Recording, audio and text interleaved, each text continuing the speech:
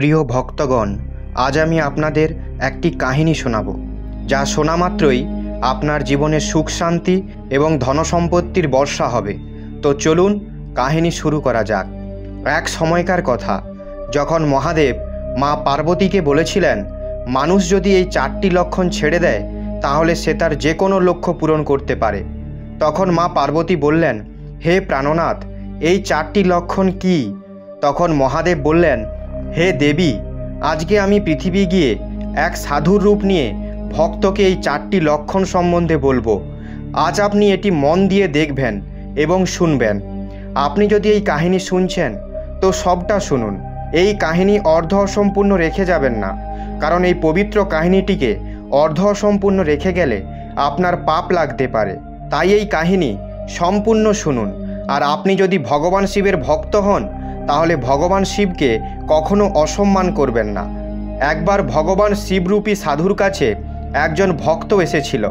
সে বলল, মহাত্মা, আপনি সব সময় বলেন ধ্যান করতে, কিন্তু আমি ধ্যান তো দূরের কথা, 1 মিনিটও চোখ বন্ধ করে বসতে পারি না। আমার মন এতই অশান্ত যে সব সময় বিচলিত হয়ে থাকে। আমি যখনই ধ্যান করতে বসি নানা চিন্তার ঝড় আমার মনের মধ্যে হতে থাকে, লোকেদের নিয়ে, আমার সাথে যা হচ্ছে তা নিয়ে, ভবিষ্যতের কথা নিয়ে। আর এরকমই অদ্ভুত ভাবনা বারবার আমার মনে উদয় হয়। আমি এসব বন্ধ করার অনেক চেষ্টা করি, কিন্তু যখন পারি না তখন অস্থির মনে ধ্যান থেকেও উঠে পড়ি। সাধু মহাত্মা, আপনি আমার এই সমস্যার কিছু সমাধান বলে দিন। তখন সাধু বললেন, তোমার মন তোমাকে কিছুক্ষণ চোখ বন্ধ করে শান্ত হয়ে বসতে দিচ্ছে না। তুমি তোমার মনকে কতটা স্বাধীনতা দিয়েছ? ভক্ত সাধুকে বললেন, আমি অনেক ভেবেছি, কিন্তু এই সমস্যার সমাধান আমি পাইনি, তাই আমি আপনার শরণে এসেছি। এবার আপনি কোনো পথ বলে দিন। সাধু বেশ কিছুক্ষণ ভক্তের দিকে ভালো করে দেখল আর বললেন, ঠিক আছে, তুমি এই 4টি লক্ষণ ছেড়ে দাও, তারপর তোমার ধ্যানে মন লাগবে। ভক্ত খুব মন দিয়ে সাধুর কথা শুনল। তারপর সাধু বললেন, প্রথম লক্ষণ হলো অন্যদের মনকে পড়া ছেড়ে দাও।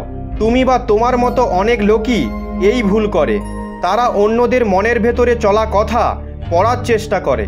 তারা ভাবে আমার সামনে যে লোক আছে সে আমার সম্বন্ধে কি ভাবছে, আর এই সব ভাবনায় তোমাকে সব থেকে অশান্ত এবং বিচলিত করে তুলবে। আর বেশিরভাগ সময় আমরা অন্যের মনের কথা ভুল অথবা নেতিবাচক হিসাবেই পড়ে থাকি।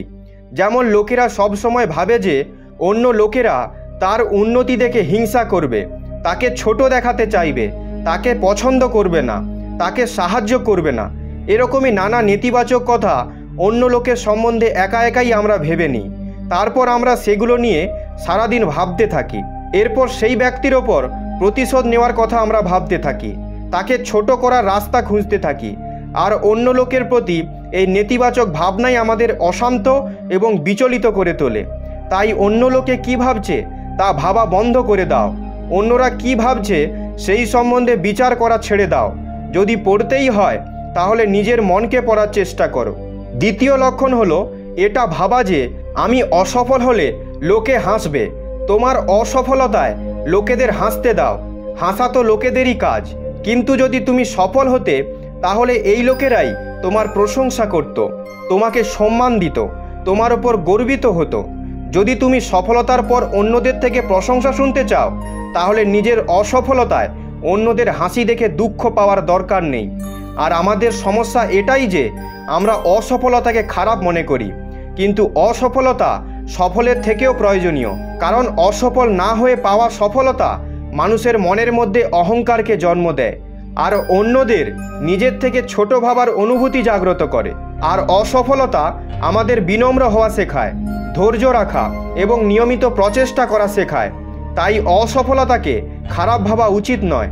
আর যদি তোমার কাজে অসফলতা হওয়ার ভয় না থাকে তাহলে এটা বুঝে নিতে হবে তুমি তোমার লক্ষ্যকে তোমার শক্তির তুলনায় ছোট বানিয়েছ।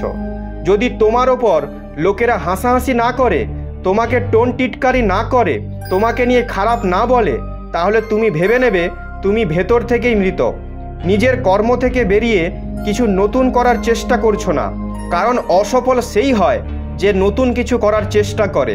আর একটি কথা সর্বদা মনে রাখবে, যদি তোমার মধ্যে অসফল হওয়ার সাহস না থাকে তাহলে তুমি কখনো বড় লক্ষ্য অর্জন করতে পারবে না। যেটা তুমি করতে চাও। অসফল হওয়ার পর লোকেরা হাসবে, এইটা ভাবা বন্ধ করে দাও।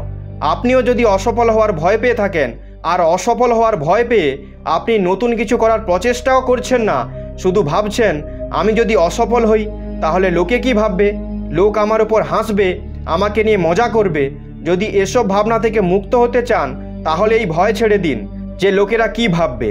তারপর সাধু বললেন, তৃতীয় লক্ষণ হলো সময় নষ্ট করা। লোকেরা ভাববে তারা সময় নষ্ট করছে, কিন্তু আসলে সময় তাদেরকে নষ্ট করছে। লোকেরা সব সময় তাদের সময় নষ্ট করার একটি কারণ, তারা মনে করে তাদের কাছে অনেক সময় আছে, কিন্তু বাস্তবে সত্যি এটা নয়।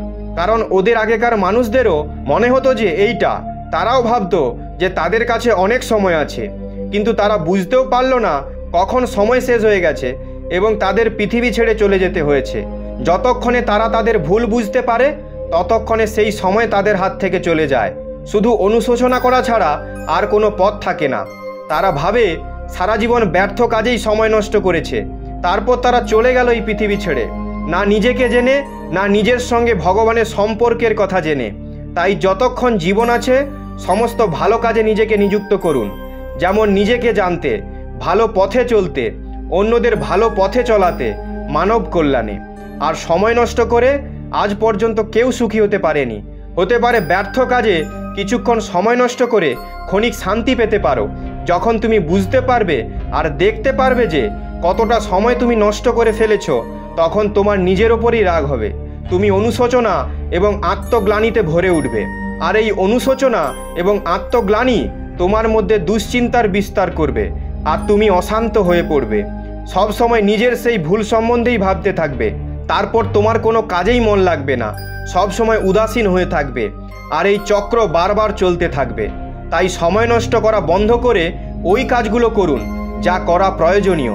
তারপর সাধু বললেন, চতুর্থ লক্ষণ হলো এটা ভাবা বন্ধ করো যে আমার থেকে বড় বড় লোক এই কাজটা করতে পারেনি, তাহলে আমি কি করে করব। আসলে অন্যদের সাথে নিজেকে তুলনা করাই ব্যর্থ। সবার পরিস্থিতি আলাদা, সবার মনোভাবনা আলাদা। কি হয়েছে, অন্য কেউ করতে পারেনি তো?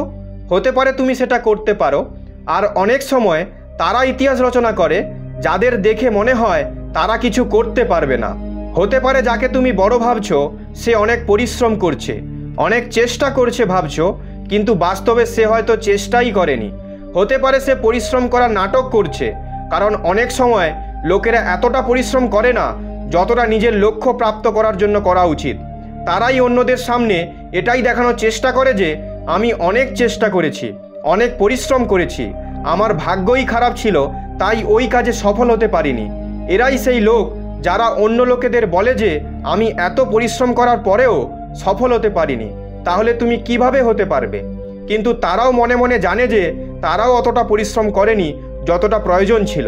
এই কথাগুলো তারা অন্যদের সামনে নিজের সম্মান বাড়ানোর জন্য, এছাড়া তারা যাতে তার থেকে এগিয়ে না যেতে পারে তাই জন্য সে তার অর্ধেক পরিশ্রমের কাহিনী বাড়িয়ে বাড়িয়ে বলতে থাকে, আর অন্যদের ভয় দেখাতে থাকে যে যখন আমি করতে পারিনি তাহলে তুমি কিভাবে করতে পারবে।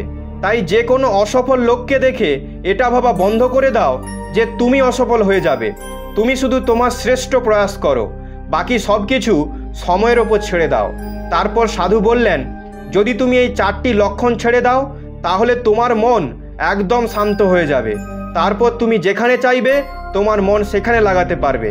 এতটা বলার পর সাধু মহাত্মা মৌন হয়ে গেলেন। ভক্ত বুঝে গেল যে এবার তার কি করা উচিত।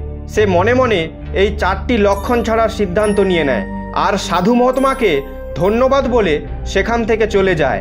তারপর ভগবান শিব কৈলাস পর্বতে প্রস্থান করলেন। এই ভিডিওটি বলার সময় কোনো ভুল হয়ে থাকলে আমি ক্ষমা প্রার্থী। আশা করব আপনাদের এই ভিডিওটি ভালো লেগেছে। আপনি যদি ভগবান শিবের সত্যিকারের ভক্ত হন তাহলে চ্যানেলটি সাবস্ক্রাইব এবং ভিডিওটি লাইক করে কমেন্টে হর হর মহাদেব অবশ্যই লিখবেন। আপনারা সবাই ভালো থাকবেন। ধন্যবাদ।